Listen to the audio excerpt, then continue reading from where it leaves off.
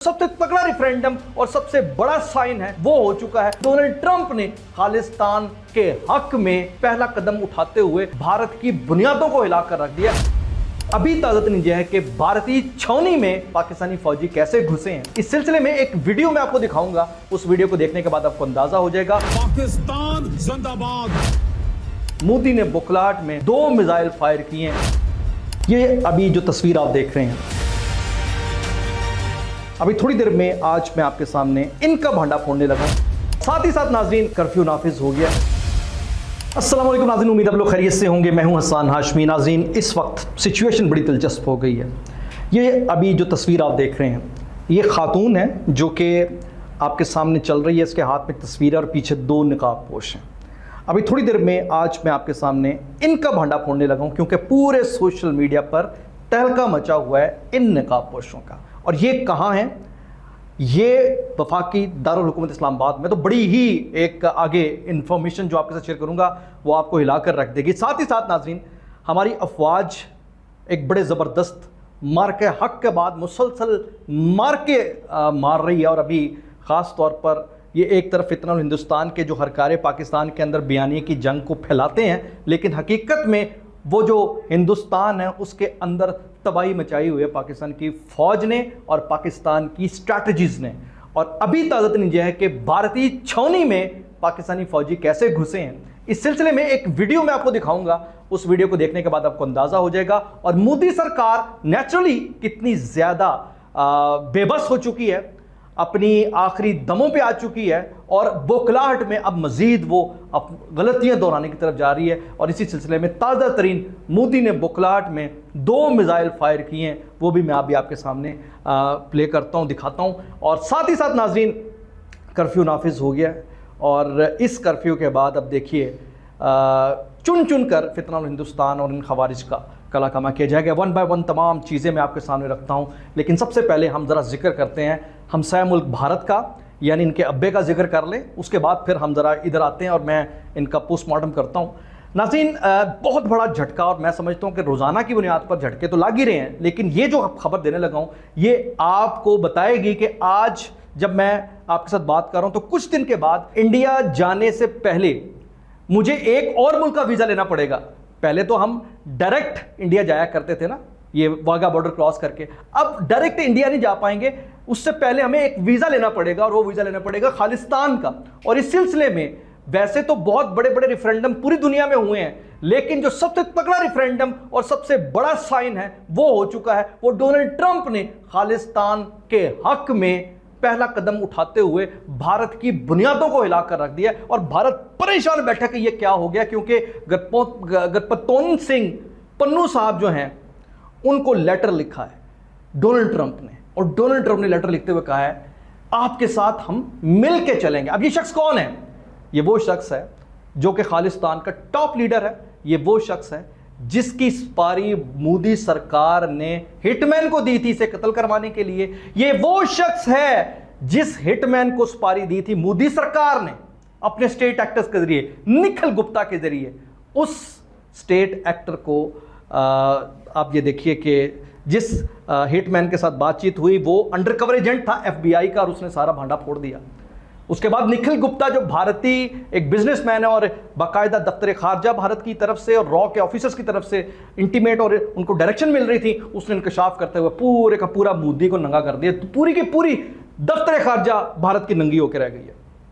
तो आप अंदाजा लगाएं कि इस शख्स को लेटर लिखकर डोनाल्ड ट्रंप ने बता दिया है कि वो रिकॉग्नाइज कर रहे हैं खालिस्तान को, रिकॉग्नाइज। और आपको क्या लगता है ये सब ओवरनाइट हुआ है? इसके पीछे वो हमारे मारखोर जो नज़र नहीं आते, उसके पीछे हमारी अफवाज और हमारे फील्ड मार्शल का दिमाग। एवं ही नहीं, डोनाल्ड ट्रंप कह रहा कि मैं बड़ा मुतासिर हुआ हूं फील्ड मार्शल से मिलकर। आज से मुनीर क्या बात, मतलब ऐसी सहर अंगेज शख्सियत है कि अमेरिका का सदर कह रहा है कि मुझे एहसास की बात है। तो व्हाट डज इट मीन? आज डोनाल्ड ट्रंप अगर ये बात कर रहा है तो पीछे कहीं ना कहीं आसिम मुनीर बोल रहा होगा कि नहीं होगा। तो ये चीज़ें समझने की हैं। और आपको क्या लगता है? कहते ना कि उन पानी भी नहीं मंगेंगे, ये हालात है। हमारा पानी बंद करने निकले थे, एनानू छुपाने के लिए, मुंह छुपाने के लिए जगह नहीं मिलनी, मरने से पहले पानी मांगने का मौका नहीं मिलना। तो ये बेसिकली इनकी हैसियत और हकीकत आपके सामने आज जब आ रही है। तो दूसरी तरफ आप देखें पाकिस्तान आ जाए, और पाकिस्तान के अंदर वादी तीरा को लेकर जिस तरीके से खुलकर दुश्मन आपके सामने आ गया, और आज हमारी अफवाज के साथ जिस तरह मत्था लगा के बैठे, तो मत्था पाड़ दिया हमारी फौज ने संदूर लगा के, तो क्या इनका मत्था नहीं पड़ेगी वो? और भाई पता नहीं क्या कुछ समझें। तो मैं आपको ये बताना चाह रहा हूं कि इस वक्त थोड़ा समझ के, और एक छोटी सी बारीक लाइन है उसको आपने ज़रा फील करना, उसके बाद हम चीज़ों को, सिचुएशन को क्लियरली समझा पाएंगे। आपने करना क्या है? करना यह है कि सरहद के उस पार जितना भी दुश्मन बैठा है, वो किसी भी मुल्क के अंदर बैठा है, वो सारी दुनिया के दुश्मन इकट्ठे कर ले। पाकिस्तान में उनका जोर नहीं चल रहा, अब वो सारे के सारे पाकिस्तान पर रिलाय कर रहे हैं इस फितना इंतशार पे।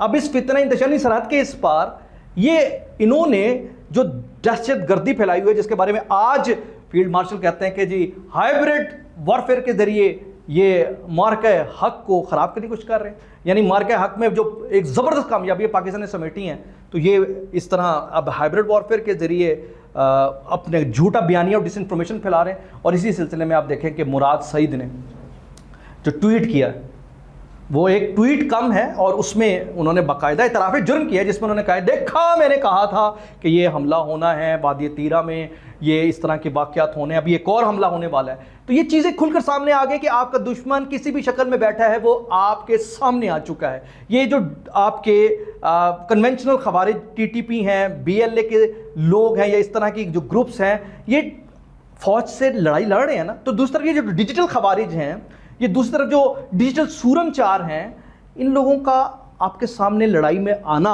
अब ये क्लियर हो रहा है। इसी तरीके से आप ये देखिए कि पाकिस्तान इस वक्त राइट नाउ इस वादी तीरा में गंडापुर कहता है कि कर्फ्यू नहीं लगाना, DC उसको बुलाकर कहता है कर्फ्यू नहीं लगाना। अरे वाह, क्यों नहीं कर्फ्यू लगाना? लेकिन कर्फ्यू लग गया। तो मकसद ये है कि पाकिस्तान को अब अपनी मंजी थले डांग फेरनी है। पाकिस्तान ने पूरी दुनिया में डांग फेर दी, अपना लोहा मनवा लिया, लेकिन अब अपनी मंजी थले डांग फेरनी है। और आप ये देखिए कि ये पाकिस्तान को समझने की जरूरत है कि पूरी दुनिया में आज पाकिस्तानी फौज का और पाकिस्तान का अगर डंका बज रहा है, तो दुनिया ये सोचने पर मजबूर होगी कि आखिर क्या वजह है कि भारत एक एटमी मुल्क, इसराइल एक एटमी मुल्क, और दुनिया की तमाम बड़ी बड़ी ताकूती ताकतें जो कि सारी की सारी एटमी मुल्कों पर मुश्तमिल हैं, FPAC डॉक्ट्राइन, इनकी इधर दाल नहीं गलती, लेकिन पाकिस्तान इनके आगे, अपने इन लौंडे लपाड़ों के आगे बेबस है। सोचेगी ना कि सोचेगी कि इज्जत रह जाएगी भाई। तो मैं आपसे कहना चाह रहा हूं कि ये तस्वीर जो शुरू में मैंने आपसे बताई थी, ये नकाब पोश इस्लामाबाद के धरती पे हैं, इस्लामाबाद की सड़कों पे घूम रहे हैं, और सवाल उठाया जा रहा है ये नकाब पोश कौन है? इन नकाब पोशों का हिसाब दो।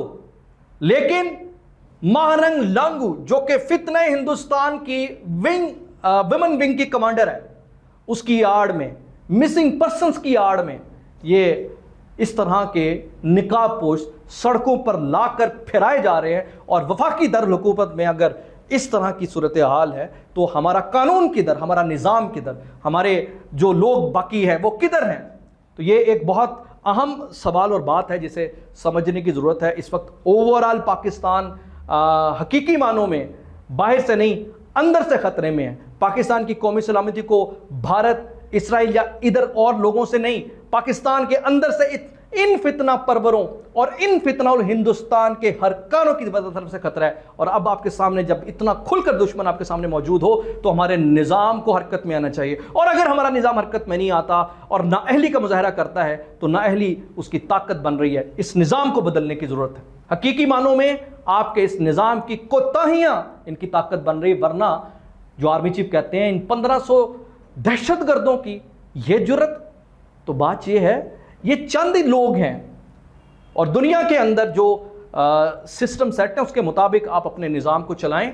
ऐसे ही ट्रीट करें जैसे दुश्मन, जिसे दीगर ममालिक के अंदर डिजिटल खवारिज, डिजिटल दहशतगर्दों को ट्रीट किया जाता है, अमेरिका के अंदर ट्रीट किया जाता है। आज अमेरिका के बारे में कह रहे हैं ना, अमेरिका से हमें इंसाफ की उम्मीद है। अमेरिका अगर हकीकी मानों में आप अमेरिकी होते तो अब तक इंसाफ हो चुका होता। आप तो पाकिस्तान के अंदर हैं, इस वजह से दंदनाते फिर रहे हैं भाई। यही अमेरिका, बरतानिया, यूरोप और भारत, इवन अफगानिस्तान या दुनिया के किसी मुल्क के अंदर होते, आप लोगों की गली हुई हड्डियां भी नहीं मिलनी थी, क्योंकि वहां निज़ाम ने हरकत में आना था। क्योंकि वहां रियासत पर हमले की इजाजत नहीं है। नाज़रीन, यही पन्नू साहब हैं, इनके जरा ये वीडियो देखिए। आज खालिस्तानी पखी सिखा ने आर्मी कैंट एरिया पटियाला विखे छापे लाए हैं। खालिस्तान जिंदाबाद, पाकिस्तान जिंदाबाद। तो नाज़रीन, आप अंदाजा लगा लीजिए कि पाकिस्तान की फौज किस तरह घुस गई है इस वक्त भारत के अंदर, और वहां भारतीय छावनी में पाकिस्तान जिंदाबाद के नारे लगे हुए हैं।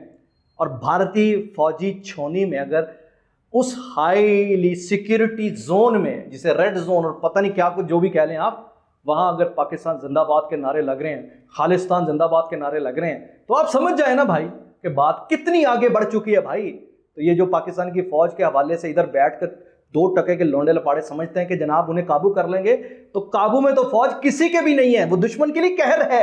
हमारी फौज दुश्मन के लिए कहर ही है। हसन हाशमी को इजाजत दीजिए, अल्लाह हाफिज।